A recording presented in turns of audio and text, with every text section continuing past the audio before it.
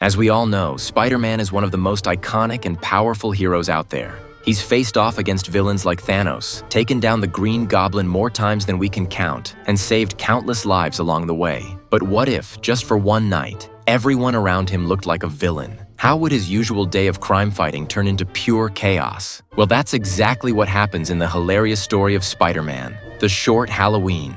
Our Spider-Man also has a normal background story there. He was a weakling who was bitten by a radioactive spider at an event and became a superhero, fighting everyday villains. But one particular day is probably the worst night for our favorite hero, October 31st, because on Halloween, when everyone dresses up like an insane person, the spider sense goes absolutely crazy, which means he can't tell if it's really a danger or not. The story begins with Spider-Man looking down into a large party on the open street where there are lots of people in disguise. In this crowd is a man who looks like Captain Cold ordered by Temu. This fake Captain Cold was fumbling after accidentally knocking into a woman. Apologizing nervously, he drops some of the stolen jewelry in the process. The woman, dressed in a costume, is annoyed and demands an explanation, while others around her join in the confusion, wondering who this odd character is supposed to be. The thief, calling himself Fumes, attempts to introduce himself as part of a supervillain team called the Furious Five. However, the crowd mocks him, mistaking his villainous persona for a cheap costume. In a desperate attempt to appease them, he offers a piece of stolen jewelry as compensation, but the crowd isn't buying it. Amidst the growing tension, Spider-Man swings into action, spotting Fumes in the crowd. The thief tries to make a quick getaway with his jetpack, but chaos ensues as people shout and scatter. Spider-Man pursues him through the streets, while the crowd continues to mock the unfolding events, mistaking the situation for part of the Halloween festivities. As Spider-Man gets closer, a few bystanders recognize him, but confusion still reigns, with some thinking it's all just a costume party gone wrong. Eventually, Spider-Man gets involved in a brawl outside a bar, with people throwing drinks and getting into petty squabbles. The fight spills onto the street, where everyone is still wrapped up in the bizarre Halloween chaos, further confusing what's real and what's just part of the holiday antics. As the night unfolds, Spider-Man finds himself sitting in the back of a car, alongside two men who are clearly exasperated by the night's events. One of them mentions how he knew things would go downhill the moment he spotted someone dressed as Dr. Octopus at the party. Spider-Man tries to play it cool, insisting he's still the hero everyone knows, but his companions jokingly remind him that they constantly have to bail him out of tricky situations. The conversation turns playful as they reflect on the absurdity of the night. Despite their casual banter, it's clear Spider-Man has had a rough time, and his friends keep teasing him about the mess they found themselves in. Later, Spider-Man is back in action, keeping an eye on the situation as one of the guys he's been following, Ronnie, is struggling to control his nerves. Ronnie isn't exactly the most competent criminal, and Spider-Man watches from the sidelines, waiting for the moment to step in. All the while, the chaotic energy of Halloween continues to cause confusion, making the night more unpredictable than usual. Spider-Man continues his pursuit, hoping to wrap things up soon, but the night isn't over just yet. After a tiring chase, he finally catches up with Fumes. Perched on the edge of a rooftop, Spidey tries to convince him to give up, suggesting they call it a night. But Fumes panics, igniting his jetpack in a desperate attempt to escape once again. Spidey tries to reason with him, offering an easy way out, but Fumes is too flustered to cooperate. In his panic, Fumes misfires, causing a sudden chaotic fall. Spidey, caught off guard by the malfunction, is thrown into a series of falls and crashes. Despite his quick reflexes, he struggles to regain control. Eventually, he's knocked into a daze, and Fumes, shocked by the situation, starts to worry that he might have accidentally killed Spider-Man. Caught between feeling cool for possibly taking out the famous hero and fearing retaliation from bigger threats like the Punisher, Fumes panics further. As the chaos continues, Spider-Man survives, landing in a pile of garbage that breaks his fall. His companions, despite the absurdity of the situation, rush to check on him, making light of his condition.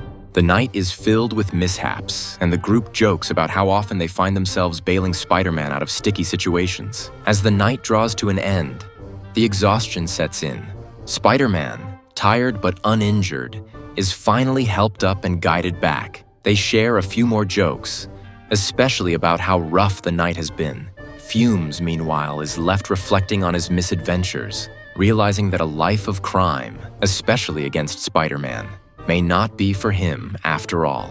Continuing the story, Spider-Man is taken back to an apartment by his two companions, where they are finally able to settle down after the chaotic night. Spider-Man is laid out on the couch, exhausted.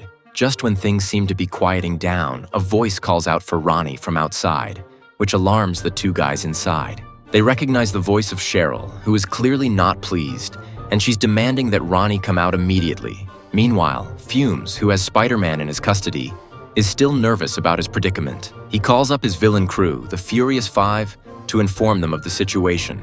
Mr. Think, the leader, is furious that Fumes hasn't delivered the stolen goods yet and is unimpressed by the fact that Spider-Man has been captured. The group argues amongst themselves, debating whether they should kill Spider-Man or not. Despite some members of the team showing a liking for Spider-Man, Mr. Think insists that they must eliminate him, as it would elevate their reputation to new heights.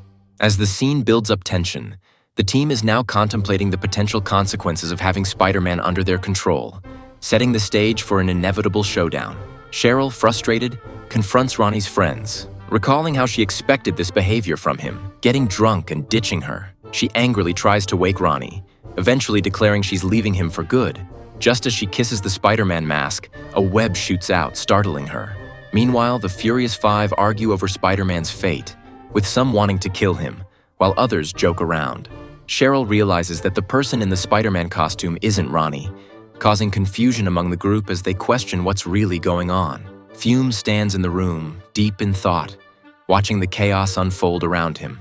He reflects on his life, wondering how he ended up here, surrounded by criminals and chaos. He remembers how he used to work in his father's vacuum repair shop, a simpler time when his father saw potential in him. But Fumes always wanted more, something beyond fixing vacuums. His father believed in his talent, but for Fumes, it was never enough. As the flashback of his father's encouragement fades, the present moment crashes back in. Badger Teeth roars, ready to fight, while Fumes feels torn between the life he's leading and the life he left behind. The brawl begins, but Fumes can't shake the feeling that he's on the wrong path. Despite the madness around him, he's lost in his thoughts, caught between loyalty to his past and the dangerous allure of the present. Badger Teeth, a member of the Villainous team, confronts Mr. Think with an important confession. He reveals that although he has been part of many villain teams before, they never lasted due to his uncontrollable anger.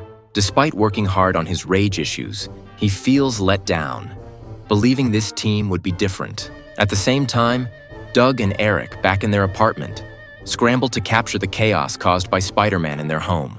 Doug's priority is getting proof of Spider-Man's presence, while Eric, overwhelmed with fear, tries to persuade him to escape instead.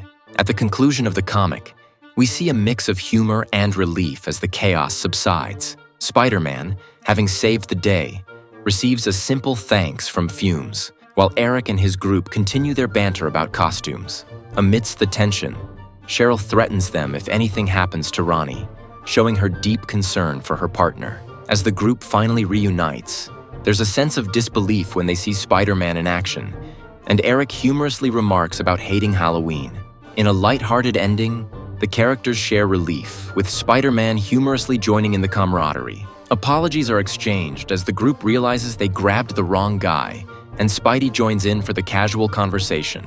They laugh it off, heading out together to enjoy some crunchy microbrews, adding a touch of everyday normality to their superhero encounter. As the dust settles, Spider-Man, always the vigilant hero, notices a clue left behind, suggesting the villain may still be at large. But before he can act, the story shifts to a lighthearted moment with the defeated thief. In the final panel, the young vacuum repairman embraces his role, jokingly declaring himself as such, while Spider-Man, reflecting on the crazy day, remarks, "Best Halloween ever."